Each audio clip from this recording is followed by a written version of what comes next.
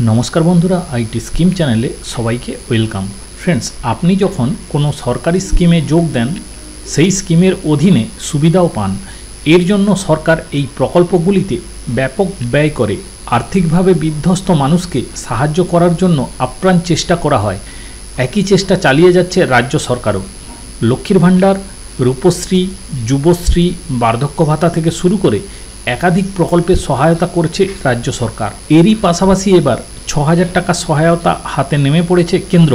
৩ কিস্তিতে ২০০০ করে টাকা দেয়া হচ্ছে। এমন পরিস্থিতিতে আপনি যদি এই স্কিমে যোগ দেন তাহলে আপনিও কিস্তির সুবিধা পেতে পারেন। একই সঙ্গে এবার ১৪তম কিস্তি মুক্তি পাওয়ার কথা রয়েছে।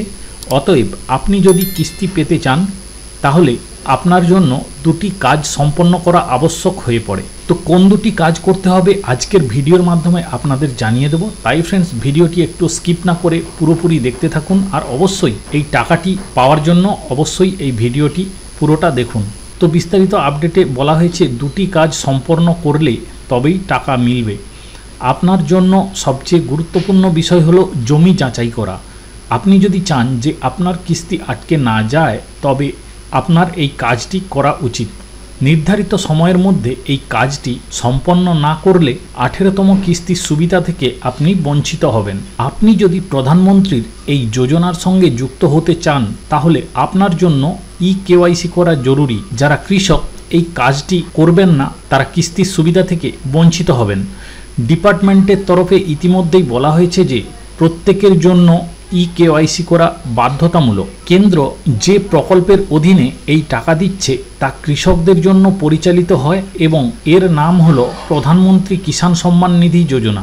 শুধুমাত্র সেই সমস্ত কৃষক যারা এই প্রকল্পের অধীনে যোগ্য তারাই এই প্রকল্পের সুবিধা পেতে পারেন। যে জমি চাষ করেন সেই জমি কৃষকের নামে হলেই সেই কৃষক এই যোজনার জন্য যোগ্য হবেন।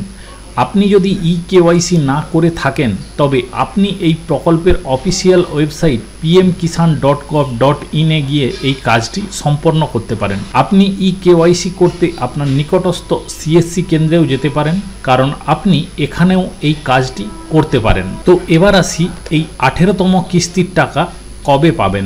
প্রধানমন্ত্রী কিষাণ যোজনার অধীনে প্রতিটি কিস্তি প্রায় ৪ মাসের ব্যবধানে আসে। আমরা যদি আগের অর্থাৎ ১৭তম কিস্তির কথা বলি, এটি জুন মাসে মুক্তি পেয়েছিল।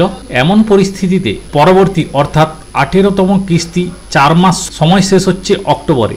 তাই অক্টোবর মাসে এই কিস্তি ছাড়া হতে পারে বলে মনে করা হচ্ছে, তবে আনুষ্ঠানিকভাবে এখনও কোনো ঘোষণা করা হয়নি। আপনারা যারা এই পিএম কিষাণ সম্মান নিধিতে আবেদন করে রেখেছেন, যারা গতবারে ১৭তম কিস্তির টাকা পেয়েছেন এবং আপনারা কিন্তু এবারে কিন্তু অবশ্যই আপনাদের কেওয়াইসিটা ঠিকঠাক রয়েছে কিনা একবার চেক করে নেবেন।